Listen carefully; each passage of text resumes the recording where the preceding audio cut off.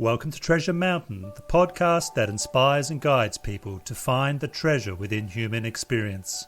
I'm your host, Saul Hanna. On this episode of Sage Advice, we have as our guest Ajahn Hasapanna of Dhammasara Monastery in Western Australia. Ajahn Hasapanna was born in Ipoh, Malaysia in 1960.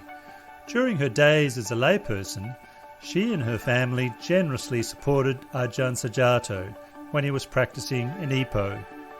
The main influence in Ajahn Hasapanna's spiritual development is the monastic lifestyle of the forest tradition. When Ajahn Hasapanna had developed enough courage and inspiration to become a nun, Ajahn Sujato pointed her towards joining Dhammasara Nuns Monastery. She joined Dhammasara in 2002, beginning her monastic training as an Anagarika, trainee nun. She then ordained as a Ten Precept Nun with Ajahn Vayama as her teacher. She subsequently ordained as a bhikkhuni in 2009 with Ayya Tathaaloka as her preceptor in a ceremony at Bodhinyana Monastery. Currently, Ajahn Hasapanna is the abbot of Dhammasara Nuns Monastery and the assistant spiritual director of the Buddhist Society of WA. She is heavily involved in teaching and training nuns, Anagarikas and lay people. She's the main teacher to 18 monastic trainees at Dhammasara. In this episode, we are going to ask Ajahn Hasapanna the big one. How can we have everything and be happy? Yes, that's right, it's possible, or so we think, to have it all and be happy. Find out how as we seek for the treasure within.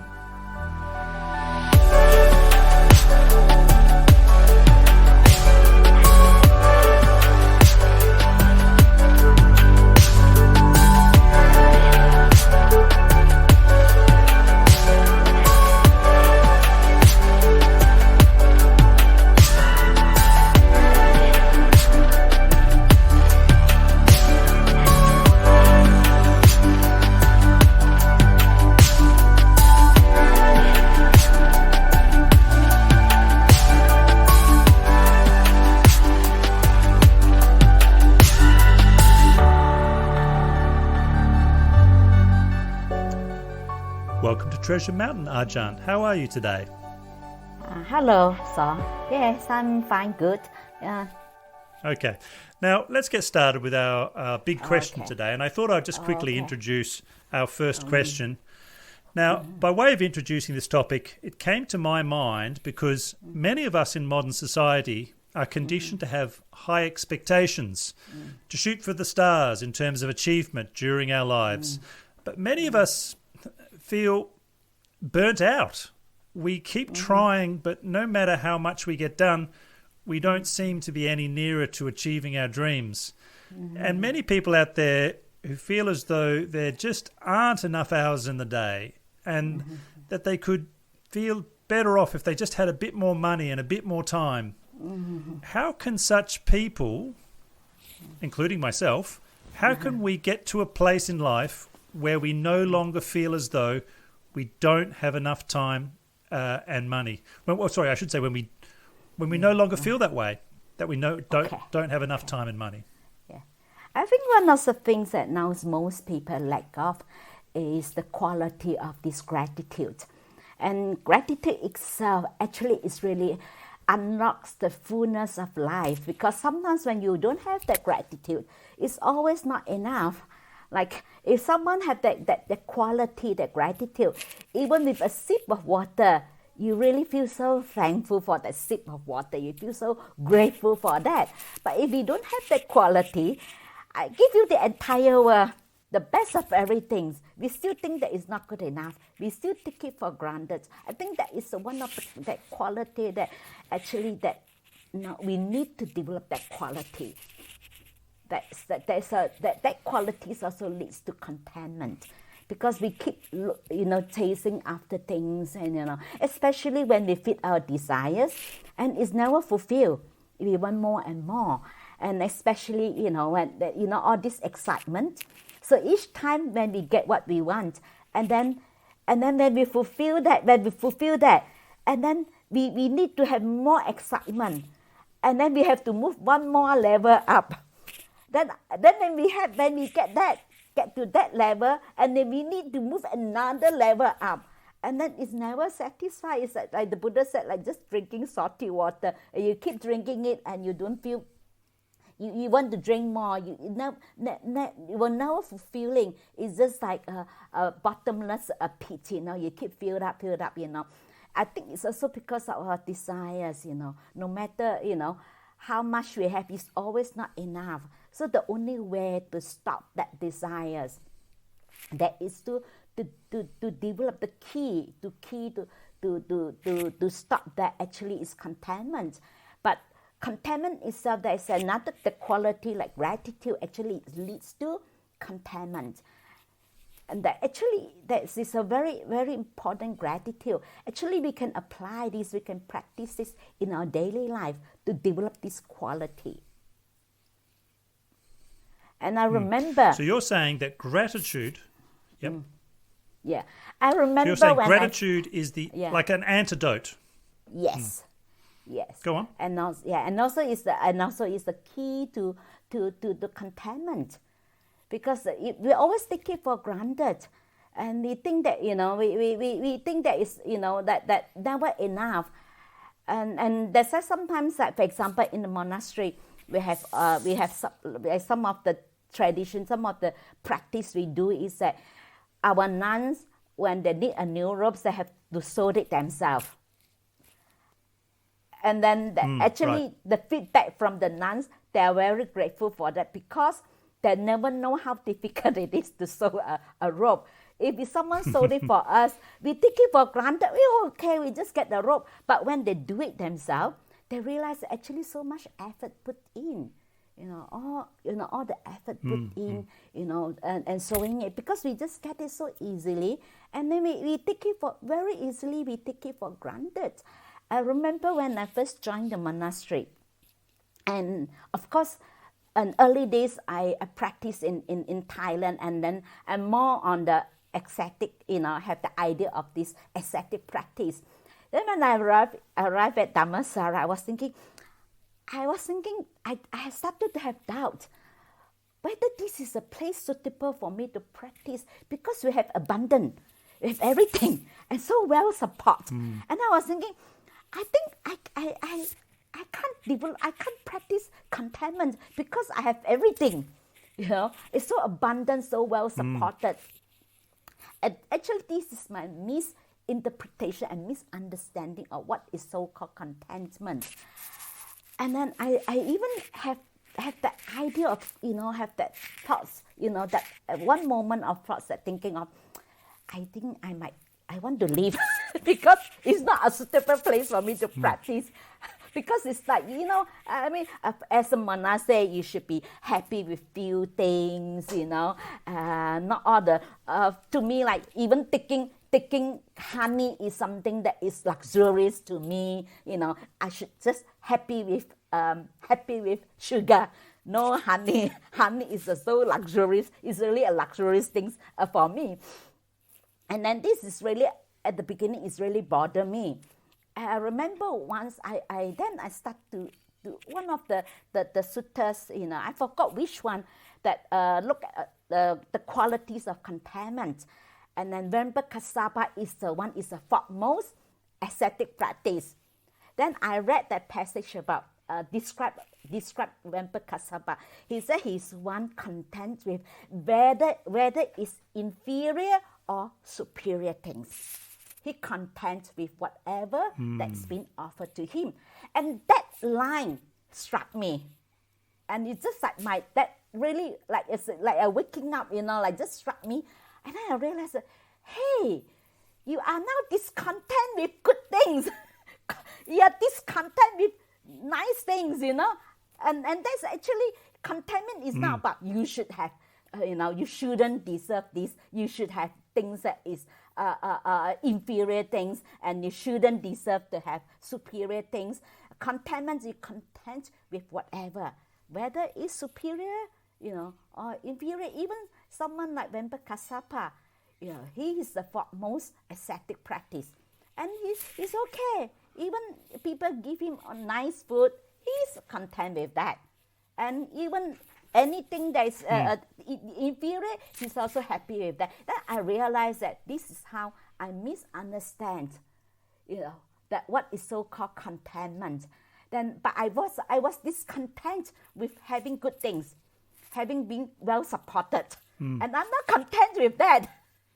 And this is how our idea of being content, isn't it? And even at some stage, I was thinking, I'm going to live here. I think I cannot practice here. It's too good. I will be spoiled, But and then that really, when I read that passage, that really changed my whole mindset. Like it's just like you've been like struck, and you just wake up. Oh, yes, this is my misunderstanding of what is so-called contentment. And we have this idea, but it's just a concept. But I have been misinterpreting the meaning, what is so-called contentment, and I misunderstand. Then once I realized that, I really dropped that. And I tend to judge others as well, Yeah. So I just want to ask as well, though, that is the problem, what is the root problem here? Is it our fault-finding mind, and is a lack of contentment the problem? Because today, in a rich society like Australia, we have so much, more than people in any previous era, yet we still feel like we don't have enough. What is going on here? What's the problem? Because it comes from our craving, our wanting. Because the one thing, once you fulfill, it want more and more and more. It will never fulfill. So it's just like the excitement will always move, one more step up, one more. That's why people get into all these doing weird things. Like normal things, no longer excited. It's no more excite them anymore. They want more and more, and that is the problem. That's why the Buddha said this is so-called, the Buddha called this unwholesome happiness. It's not good or bad, but this kind of happiness, you rely on the senses, you rely the object outside ourselves, and it's kind of like a borrowed type of happiness. It's very short-lived. You feel, happy a little while, the excitement, and the moment you get it, that's it. And then you look for more and more excitement, and that is the reason, because it's come from the craving itself, the one thing, That's why the only way is that to stop that one thing. To stop the one thing, we can't just stop it like that. We can't do it. That's why we have to develop certain qualities. Certain qualities help us to stop the craving. We cannot use willpower. Come on, we have to stop our craving. We can't do that. And then all of us will get enlightened easily, isn't it? We can't use willpower. That's why we have to deliberately, we have to actively develop certain qualities to help us, to lead us to stop that craving, that wanting more and more and more. So having a sense of contentment, that's the feeling that we're aiming for when all of that craving and so forth, that's actually all we do, is we want that feeling of fulfillment, for contentment. But you're saying that we don't get contentment and fulfillment from getting what we want. Yes. We get contentment and fulfillment by developing it, by developing the mind. Yes. Could you talk a little bit more about what it is that we need to develop to get to this feeling of fulfillment and contentment? Yeah, they said there's something that developed that because of when we are not, when our mind, our heart is so empty, because when we are full, when they said there's like some of these qualities, like the happiness come from like giving, because giving is also the antidote of getting, and to develop generosity is also part of that. And this is help, that to help, that is to want more and more. And we experience ourselves when we give, we feel more relaxed. When we want something, I can feel, even if I want something, I can feel my body tense up. I feel my body like, try to grab something. But when I give, I feel that such a relief that I be able to give, And this is to develop this quality. And of course, we have to start from a coarser level to more refined level. Of course, we can't just let go of a craving easily, but we let go of, at least attachment to things, to material things, or to things that we would like to have it, then okay, we can give a little bit. Maybe at the beginning we can give, things we're happy to give, share a little bit and give. And then eventually we can give more, or we can even, give things that we would like to have it ourselves, and then we give it to others, And this also will help, like practice generosity to develop that. And also develop, also being a virtuous. Virtue is also help, because we are more, when we practice, when we keeping precept, when being a virtuous person, virtue itself is help us to more aware of our bodily action, our mind, our thoughts. That thoughts are, we are more aware, and that's help us to develop the mindfulness. We're more aware of, that our the thoughts arise, the particular thoughts arises that moment we crave for that. Actually, we are more aware, and it's also part of that. That's why the Buddhas always stress so much about the Noble Four Path. The virtue itself is also help to develop mindfulness. And then the generosity itself also develop that, that help us, to crave for things, the attachment to things. And of course, we start from material things first. If we let go, if we can't even let go of material things, how come we let go? Our craving is more subtle. So actually, it's a gradual training, and this is part of that. And then also we are not only restraining, our mind, our thoughts, that's any, because craving itself also leads to unwholesome, is the root of it, is unwholesome root, wanting itself. And we cannot get what we want, we get upset, we get angry, and lead to this unwholesome actions, unwholesome emotion, fear, anger, and that is that one leading to another. And that also helps when we practice, restraining our mind, and it's help to develop a mindfulness. And we also actively develop qualities like generosity, and then also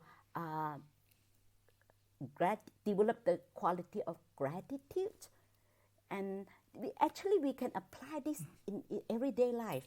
I do that every morning, I do that, start the day with thoughts of gratitude, and we end the day with gratitude.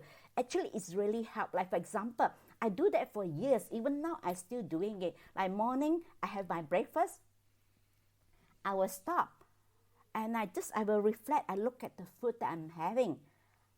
Then I really bring all my attention, my focus on the food, and I reflect on that, and I reflect that the food that I'm having is also many beings, and the people who prepare it, and the people, the donors who donate this, and then all the beings contribute into this food, and so much effort, so many people, so many beings contribute in the food that I eat, and I feel so grateful that, that just the food itself, I don't not take it for granted. That because I'm a nun, that they should serve me. People should, offer me, a dana, that should offer me food. But we take it for granted, and actually it's a help, and it's a way to recondition our mind. And also, like sometimes I do, like you wake up in the morning and just remind ourselves, okay, today we rise up to be thankful. And to remember ourselves that the fact that, I'm still alive. I'm so grateful for that. I'm still grateful that, that I'm grateful that I'm still breathing. And actually, it's really helped. And also one of the things is also helped me sometimes when I get up early in the morning. And the first thing I ask myself, what can I give today? What can I be of service today? actually it does help, because this is how we brainwash ourselves, recondition. Because when we have the fault-finding mind, this is how we develop the habit. So we have to change our mentality, our habit of thinking. So when we change that, then actually it does help. It does help that, that you always look for something that is good, rather than, actually gratitude also help with the fault-finding mind. And if someone have no gratitude, you constantly complain. You complain of everything. And then always blame others for your mistake. You blame others for your problem. It's always someone's fault, someone else's problem. We don't look at ourselves. But this actually is really help to stop and to really, and at the end of the day, we just ask ourselves, that, okay, what have I learned today? If I did, I learned a lot. If I didn't learn a lot, at least I learned a little. And even if I didn't learn, a little, but at least I'm not sick. So even if I'm sick, at least I'm still alive. And actually that really helped with all this, reflection, contemplation. And this is more like we brainwash ourselves to change our way of thinking.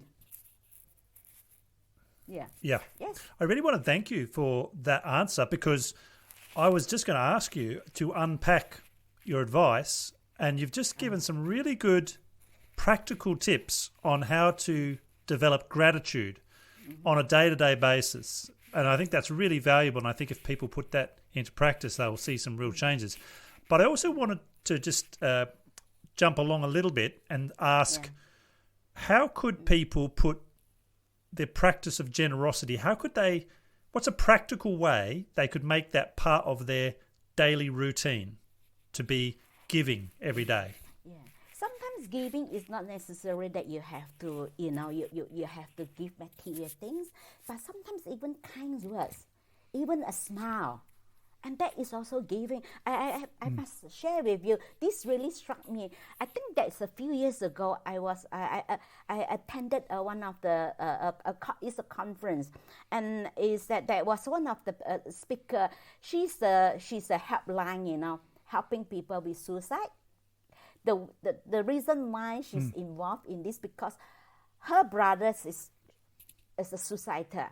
And that's why she's one of the volunteers to help people, from it's a helpline. So he's one of the volunteers. And then he said this is a true story someone shared with him.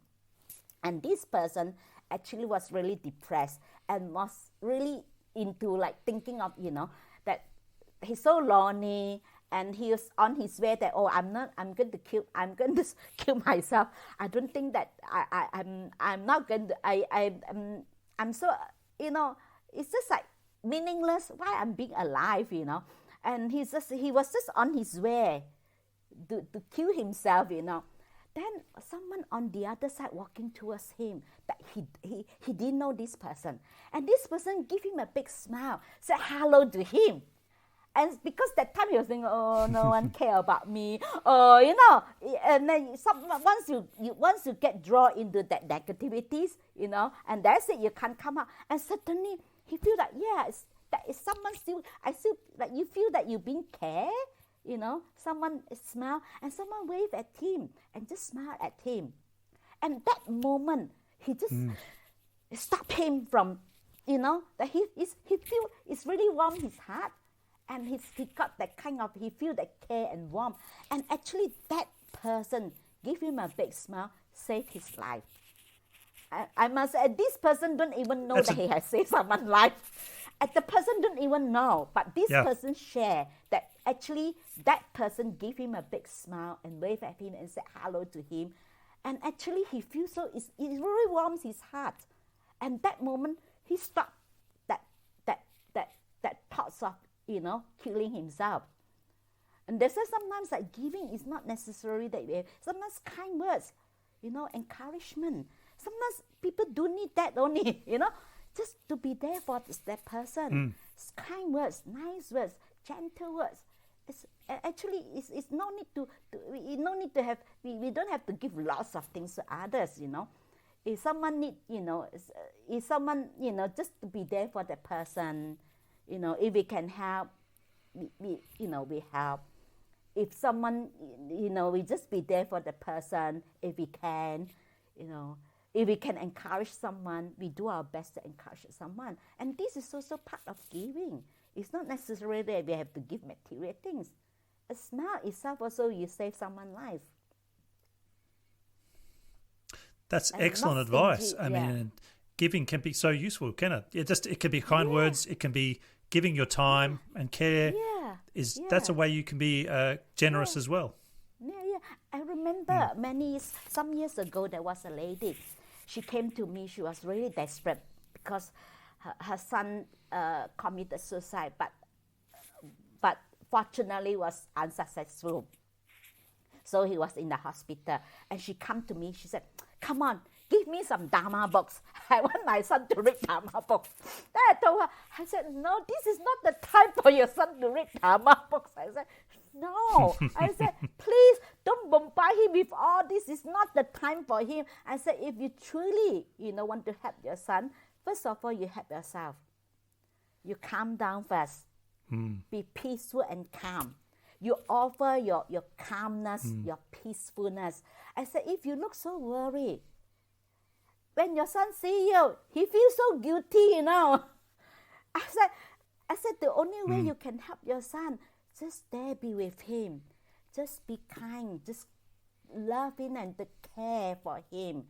And not bombard him with all this." And he's not receptive. This is not the time. So now he needs that kind of someone to be there, holding his hand and sit there quietly. And if you are peaceful, the other person feel your energy. And also, giving is what we also can give our peace. Actually, this is more precious. I told her, I said, this is really priceless. Your kindness, your peace, your calm. So I said, first of all, make yourself as peaceful as you can. Calm yourself down, and very peaceful and calm. And then you go there and sit with him, sharing your calmness and peace. Because when you have the energy, actually you affect the other person. I told them, your son will feel your energy when you're peaceful and you're calm. If you're agitated, he can feel that too. So I said, you just sit there very peacefully and calm, and you offer this peace and calm. It's truly priceless. Better than you try to give him, I said, it's not the time, don't give him Dharma book. He can't read Dharma book now. I said, now first of all, what you need to do is to make yourself as peaceful as you can, and you calm yourself down, and this is how you help your son.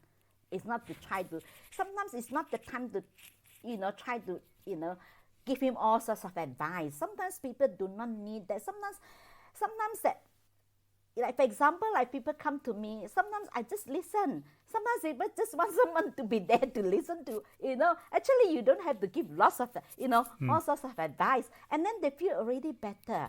If you just sit there, they feel supported. They feel someone there for them, and they feel good. And then they what they want to say, they feel much better. And there is a better way to support someone. And this is also a good way to give. This is the best giving we can give: peace and calm to others. Yeah, that's well said, and thank you for those stories as well. I want to just move on to one more thing that you mentioned before.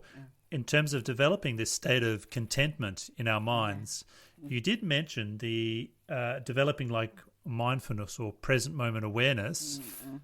There's a lot of research now which says that those people who practice meditation regularly do develop a greater sense of peace and happiness.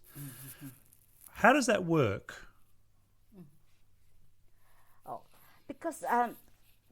Because sometimes the mind is a conditioned thing. Because we are not aware, we keep repeating, we keep following our whole. Because sometimes since we were born, and sometimes even from our previous life, we develop certain habitual pattern. But if we are not aware of that, very easily we just follow that pattern. And then we follow, and then we repeat the same thing and go on and on and on. Of course, we keep doing the same thing. We always get the same results. That's why we develop mindfulness help us to change that following that old habit. I remember, I think last year, I think 3 years ago, there was someone said to me that, I've been told that we all conditioned, and then we think that we make our choice. Actually, we are not making our choice. We just follow our old habit. We are being conditioned. So then so how are we come out of it? We just keep, repeating the same thing, and go round and round. How are we to get out of this, this cycle? And I told him, yeah, you can. And then he was a bit shocked, when I said, oh, you can. I said, until you recognize that. When you recognize that you have certain underlying tendency, you tend to, repeat that, you draw into that habit pattern, the habitual pattern, that that is the underlying tendency. You incline towards that. Unless you recognize that. If you can't see that, they say that be able to recognize that, you have to develop present moment awareness, and then establish that, and then sit in meditation to develop that peaceful mind. Until your mind is peaceful enough, calm enough, then only you'll be able to see that the underlying tendency that causes the problem. If not, we will never see that. We can't see that. Because we keep feeding it, we keep repeating, and then we, of course, how come we have a different results? And then that's why people think, why always get into all this? But when you start to practice, you be able to see. I remember, for example, just give you an example. When I was a lay person, I find it very difficult to say no to others, because, I just identify myself like, oh, I'm very kind, I'm very helpful, and like to help people.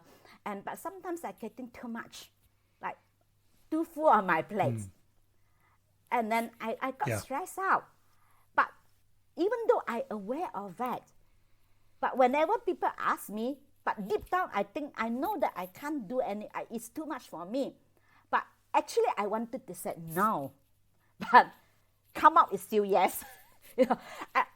Yes. and I realized why I did that. Then I started, actually come from the practice, I started to see that the reason why I can't say no. And I realized that actually I like to please people, because I'm afraid that if I said no, they don't like me anymore, want to be liked. Sometimes we can't see our underlying tendency, but it takes a bit of practice. At the beginning, I can't see it, but over a period of time, as my mind become more peaceful, as I more clarity, after that, and I can see that actually, if I said no, people would not like me anymore. And that I like to please people, to say that I'm a good person, I'm very helpful. That kind of, we're so concerned about how people look at us, And it's again, I can see the underlying tendency of the sense of self. Who I identify myself as. And this is how I started to see that. And then I managed eventually one day, I said no. It's such a relief, I must say, that the first time when I said no, it's a relief for me. And then after that, I have no problem saying no. I struggle so much I want to say no, but I just can't. Because of that sense of self, the ego, who we think we are. And even that time, even though I'm aware of that, but still quite difficult to let it go. And it's really take lots of practice until you really, ready. You keep practicing, develop present moment awareness, apply this in your daily life, the practice. Actually, it takes time. And slowly you can let go a little bit more. Eventually, I'll be able to say no. I remember when I was so much joy and happiness that is my happiest moment, when the words come out no. That eventually I did it, I did it, before that, even though I know that this is causes me problem, but I still can't do it. But I continue to practice, and then eventually, that when your mind becomes more and more, you have more and more clarity, your mind become more and more peaceful. Actually, you start to develop the self-confidence. When it comes naturally, when you have those qualities, and actually the loving kindness also comes from purity. As the mind becomes purer and purer, you have more clarity, and actually you're naturally kind. That's why someone asked me that, I said true metta, true loving kindness come from purity. If your mind is pure, you're naturally kind. So it takes some time to develop that. Even at the beginning, you're aware of that. But I always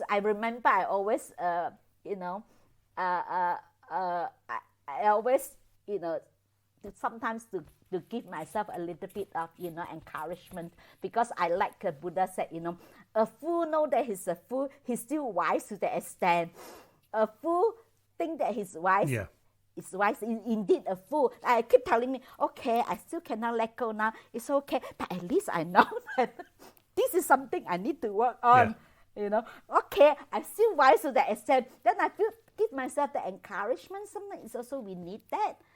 And I find that it's useful. I remember this really also helped me. I remind myself that, at least, I'm aware that, that this is something I need to work on. And this really causes me suffering.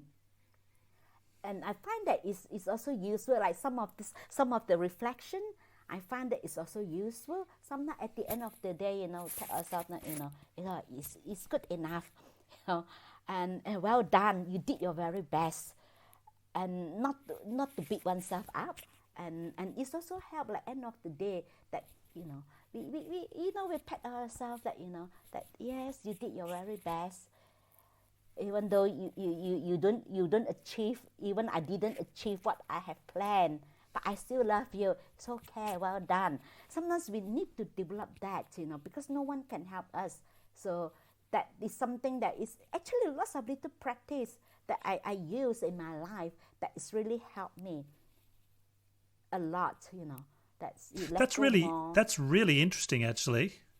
Yeah, that's super interesting, because, I mean, when we talk about practice in Buddhism, we say, well, you need to do some generosity, you need to practice your virtue, you need to practice meditation. But one of the things that can be really helpful is these little reflections or contemplations. It could be that you listen to a wise teacher and then you just spend some time reflecting upon those. Or, as you were just saying, like that sense of getting to the end of the day and saying, oh, thank you to me for all the effort I've put in, and putting up with all that hard stuff. Good on you, and it's like a sense of gratitude and appreciation towards yourself. And it can really be, like you said, it can be really encouraging. Did you want to say anything else about this little, these reflections that we can do at certain times of day and how they can be helpful? Yeah, like for example, when we get up early in the morning, we can do that. Like what I can be of for service, what can I help? And also I remember that and when I was in Thailand, my father passed away. After 3 months, my brother passed away. And that really struck me. And one of the reflections is really useful and helpful, that you become more grateful and you have developed that gratitude, is to reflect on impermanence. Because we tend to take it for granted. We think that, we're always there, especially we hurt our loved one much more than anyone else. Because we think that, they are the one always forgiven, they're always there for us. We never thought that one day they will not be there. And that really aroused that, sense of urgency. We really appreciate our loved one. We tend to take it for granted, what they have done, all the love they gave us. We take it for granted. We think, they're always there. And we tend to hurt our loved one much more than anyone else, because of they don't see that it's impermanent. But because of my father passed away after 3 months, my brother passed away, that really struck me. that really struck me, that impermanent, like I can die anytime. So then every morning when I wake up, I feel so blessed that I'm still alive. Like, the fact that I'm still alive is a blessing to me. So to me, I count my blessing every day. So then actually when I have that attitude, I don't really waste so much time into really worrying about what other people said, what's going to happen in the future. That really helped. And I really become more appreciative to my family and to all my siblings. That's really helped me. I really appreciate so much because of reflection of that contemplation of this impermanent, that we to consciously bring us to remind us, isn't it? If we know that we're going to die, lots of things doesn't matter anymore, isn't it? We still don't go on and on thinking about this person said that person said that, isn't it? You think, okay, why I'm going to waste my time doing this thing, I'm worrying about all these things that I might die any moment. And actually that give you that. Actually, people think that some people think that Buddhism is a very pessimistic, or you talk about suffering, impermanent, Actually, it's the other way around. Actually, become more positive. You become more appreciative. Appreciate the people around you. Appreciate all the things that you receive. Actually, that's also help. Reflection, impermanent, that is also help. And also thinking of, that the food that we eat, I do that every morning when I have my breakfast. Or I get up early in the morning. Sometimes I feel, wow, I'm still alive, Oh, what can I give? And this really helps. And this is how to really, to change your mindset. And also practice present moment awareness. You're more aware of your reaction. Like, for example, someone said nasty things to you. You're aware of your reaction. You feel like, you feel annoyed.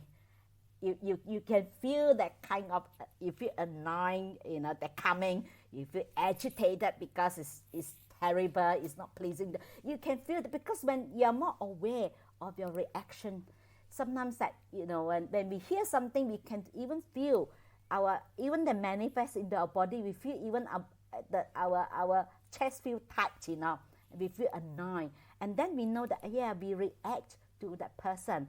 And then actually, when you're more mindful about it, you'll be able to pick that, as soon as you can, the quicker you'll be able to pick that, you have that reaction.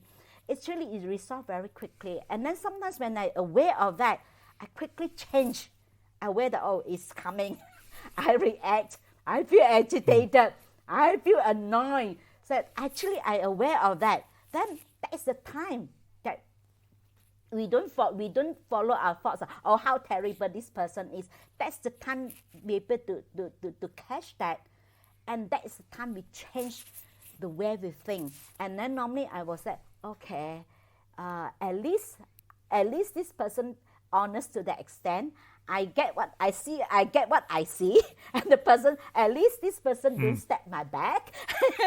At least the person, even though the person being rude to me, even this person being nasty to me, at least this person honest to the extent.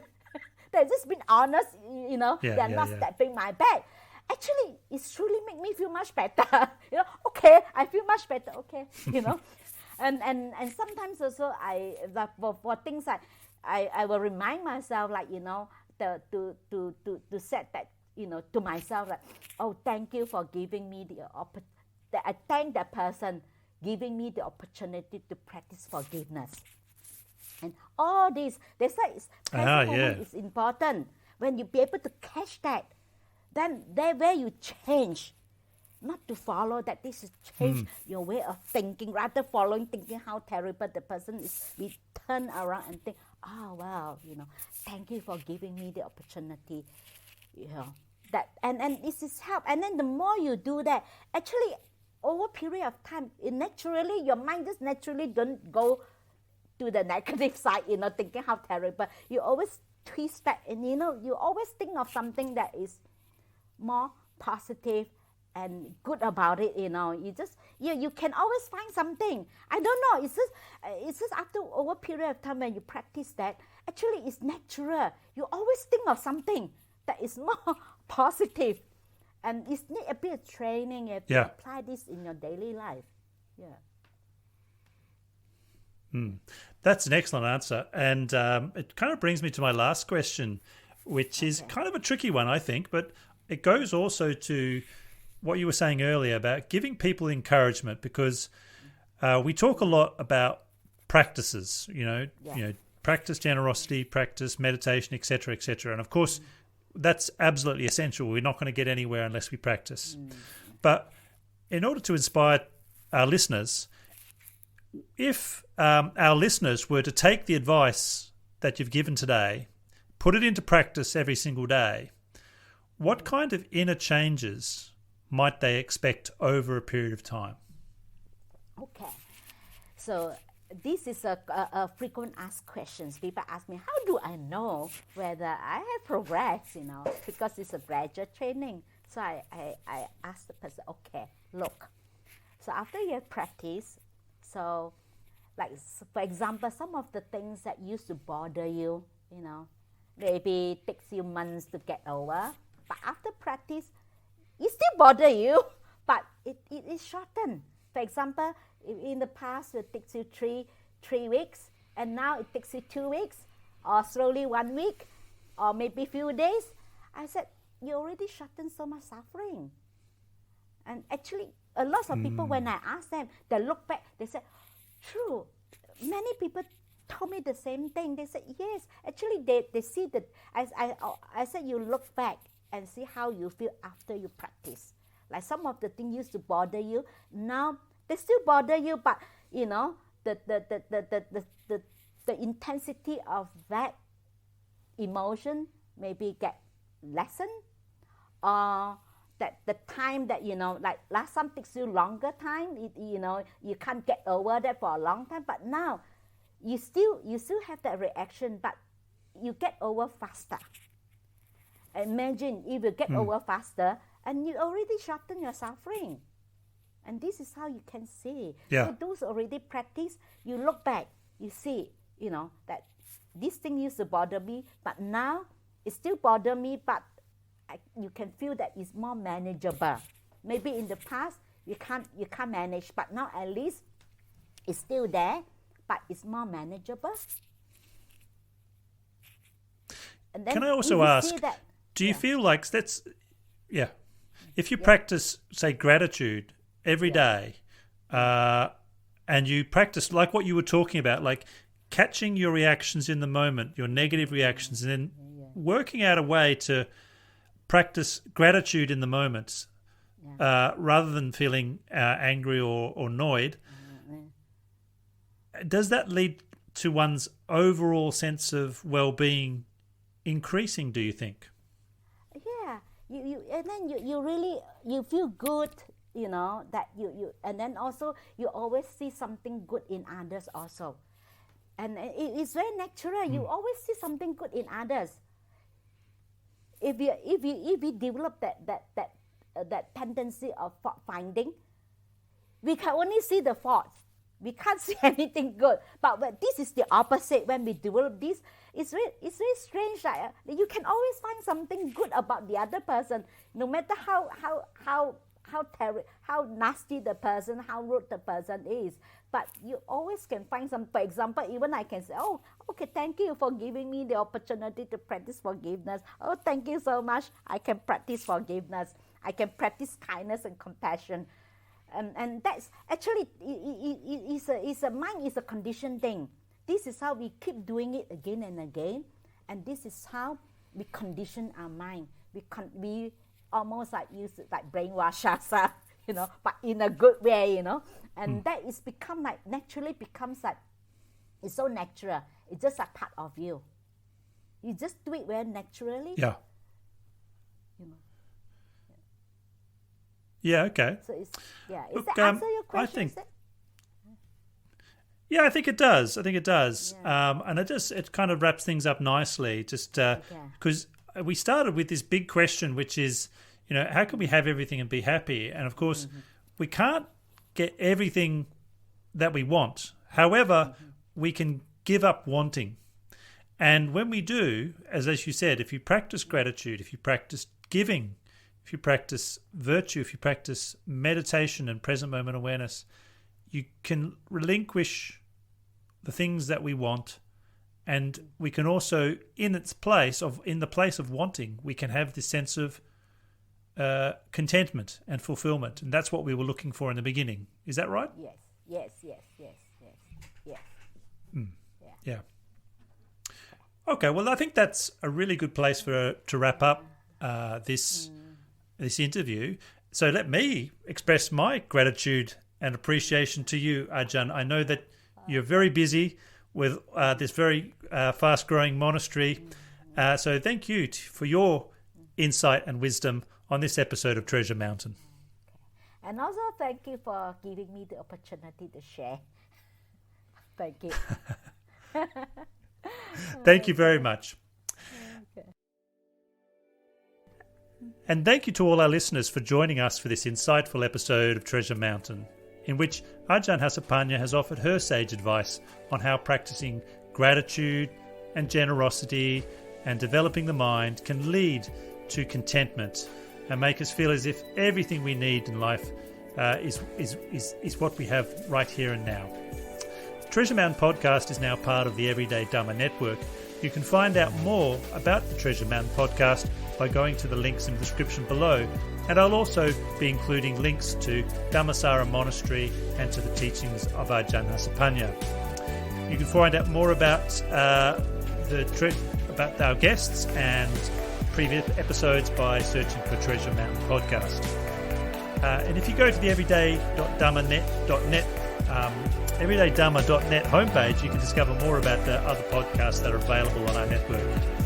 If you enjoy this podcast, you can subscribe to Treasure Mountain by using your favourite podcast app in order to get notified about future episodes. And don't forget to tell your friends about Treasure Mountain too. I'll have more inspiring guests and topics in future episodes. And until then, I wish you the best on your spiritual journey.